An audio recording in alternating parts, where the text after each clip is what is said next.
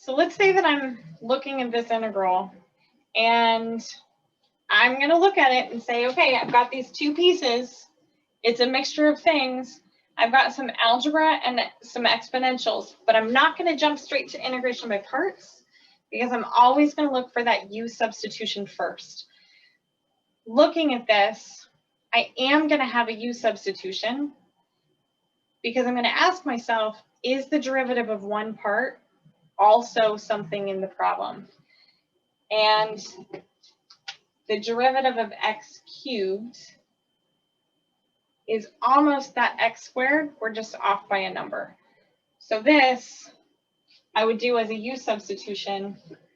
I would let u be equal to x cubed. I'm building my vocabulary list over here. Du would be 3x squared dx. And I have that x squared dx. I just don't have the 3. So I'm going to divide both sides by 3 here and say 1/3 of du is equal to x squared dx. That whole thing lets me rewrite this integral, taking the x squared dx and writing that as 1/3 du. And this e to the x cubed, I can write as e to the u. Take the antiderivative, 1/3 e to the u plus a constant, and then plug back in for the x's to turn this into 1/3 e to the x cubed plus c. But if I take this integral, almost the same integral, but I just change one little thing, and I were to turn this into x squared e to the 3x. Now I'm going to check out this integral. I've got a mixture of algebra and exponentials, but before I dive in, I'm going to think, hey, can I do a quick u substitution? And the answer this time is no. The derivative of x squared is 2x, and I could certainly turn that 3x into a 2x. The problem is that would give me like a du sort of thing up in an exponent, which isn't helpful. So for this one, we have to have a different method of integrating, and that method is going to be to integrate this by parts. Since I've got a mixture of algebra and exponentials, I'm going to follow that idea of late. Logs, algebra, trig, exponentials. And whoever comes first in the word late, that will become the u for my integration by parts. In this case, a is coming first in the word late, and I'm going to let u be equal to x squared. That means everything else in the problem, that e to the 3x dx, all of that is dv. In order to use our ultraviolet voodoo formula, I need to find a du. So I need to take a derivative of x squared and get that du is 2x dx. And in order to find v, I need the antiderivative of dv. So the antiderivative of e to the 3x is 1/3 e to the 3x. Plugging all of that into our formula. And I'm going to erase this because I know that I'm going to need the space on the board.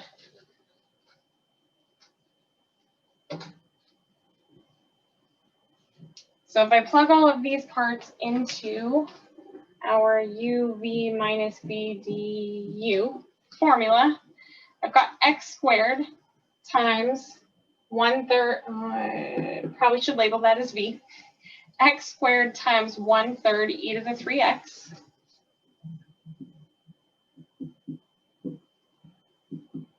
minus the integral of 1/3 e to the 3x times du, and our du here is 2x dx. I mentioned this before, but whenever I'm doing integration by parts, before I try to find the antiderivative on that next step, I want to make sure to clean this up, distribute minus signs, bring constants out in front. I want this to be in its most simplified form possible. So here, that 1/3 in the x squared I can put together here. And I have 1/3 x squared e to the 3x. I'm going to take those two constants, the 1/3 and the 2, pull those both out in front to have 2/3 x e to the 3x dx. Now I've got another antiderivative to do.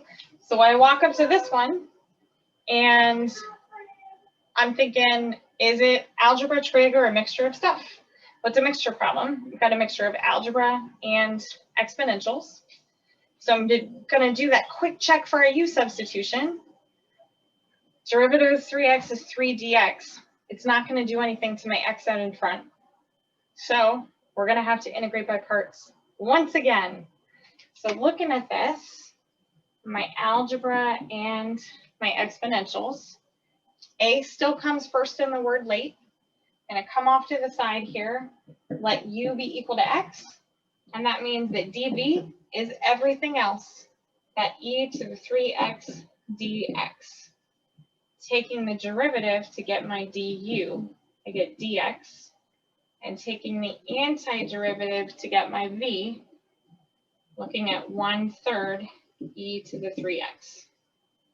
This time, when I'm plugging this into our formula, that ultraviolet voodoo, I'm replacing this piece with this new formula, with this uv minus integral of v du. But all the other stuff is still coming along for the ride. So I still have that 1/3 x squared e to the 3x minus 2/3. But this integral gets replaced with u times v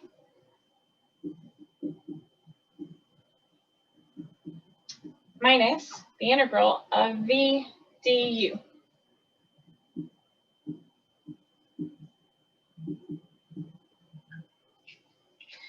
And I'm going to do that same thing that I did before, which is before I go to find that antiderivative, I want to distribute things through and clean everything up as much as I possibly can.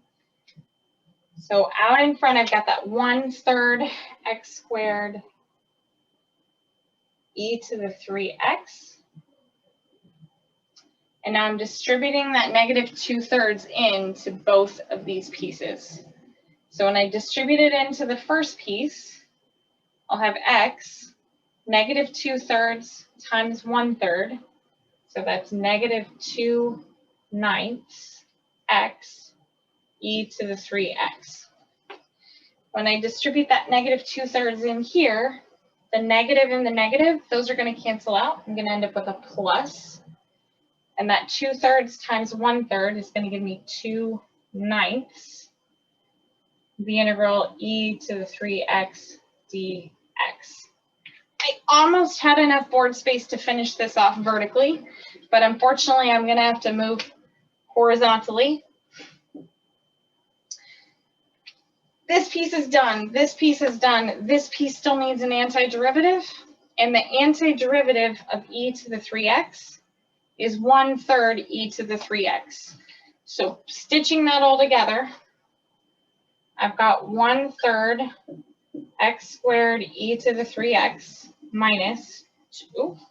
9 does not go on top, but 9 goes on the bottom. 2/9 x e to the 3x plus 2/9 times 1/3 e to the 3x plus a constant. Woo! Go integration by parts. First of all, over here,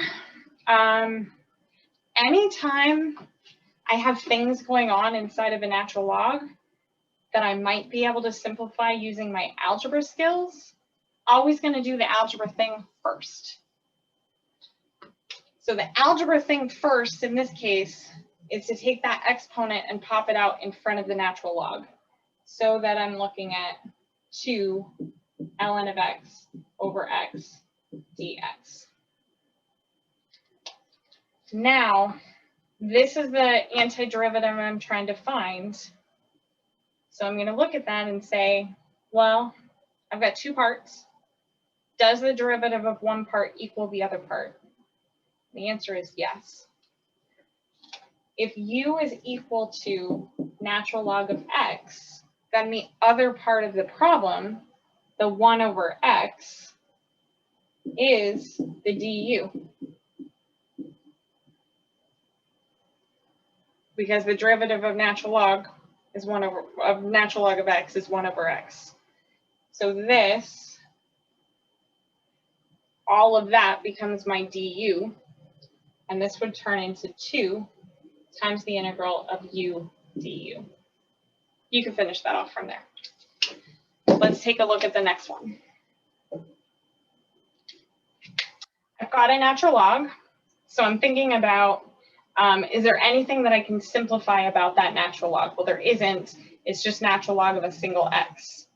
So my next question that I ask myself is, does the derivative of one part equal the other part? And here the answer is no. If I were to let u be equal to ln of x, my du would be 1 over x dx, not 1 over x squared. That means my only option here would be to integrate by parts. So looking at this, I have a mixture of logs and algebra. Logs come first in the word late, so I would let u be equal to natural log of x, which would make dv 1 over x squared dx, or x to the negative 2 dx. In order to use our formula, uv minus the integral of v du, I need to take the derivative of the u part. So I'd have 1 over x dx. And I need to take the antiderivative of dv to get v back. So now I'm looking for the antiderivative of x to the negative 2. We're going to use our power rule, add 1 to the exponent, divide by the new exponent. So when I add 1 to the exponent, I'll have x to the negative 1, and then I'm dividing by that new exponent. And we could also write this as negative 1 over x, depending on which way you like to look at it. Then you plug it into the formula, finish it off.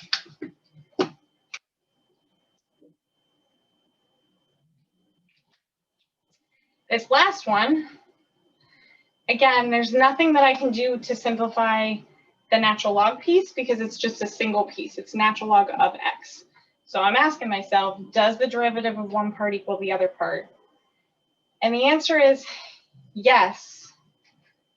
I'm actually going to make exactly the same u substitution that we did here. We just won't end up with the same antiderivative we're working with. If I make the substitution that u is equal to natural log of x, then the derivative of natural log of x is 1 over x dx. So that 1 over x dx becomes my du. And since natural log of x is equal to u, but it's in the denominator, then we would rewrite this as 1 over u du. And then find the antiderivative, plug the x's back in. Let's say that I changed it up, and this actually, we were going to integrate from, well, let's go from 1 to e.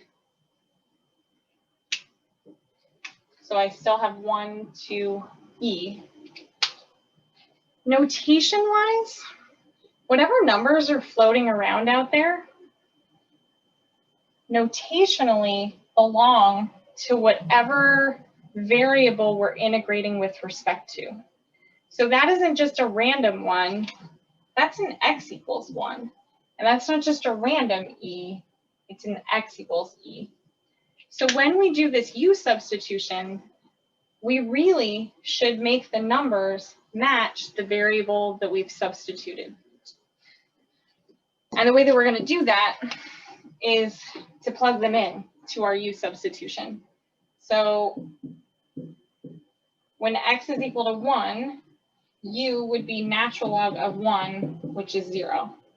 And when x is equal to e, u would be natural log of e, which is 1. So that means that on this line where we've written the u substitution, mathematically, we should write this as going from 0 to 1. When we do this and we have a definite integral, because we've changed the bounds to be in terms of u, we can finish this integration here, and we do not plug back in x values. Because the 0 and the 1, we have made go with the u values. So in this case, I would stop here and say 1 squared minus 0 squared, and we would never plug back in the x values. Let's do some trig. I'm going to walk up to this lovely integral, and I'm going to say, oh, I've got a natural log. Is there anything I can do with what's inside? Well, no, because cosine of x is one piece. So then I'm going to ask myself, oh, does the derivative of one part equal the other part? Well, derivative of cosine is negative sine, and derivative of ln of something is 1 over something, and derivative of tangent is secant squared. So none of those things feel like their derivative is in there, but my brain doesn't think as well in terms of tangent as it thinks in terms of sine and cosine. So I'm going to rewrite that tangent to say sine of x over cosine of x.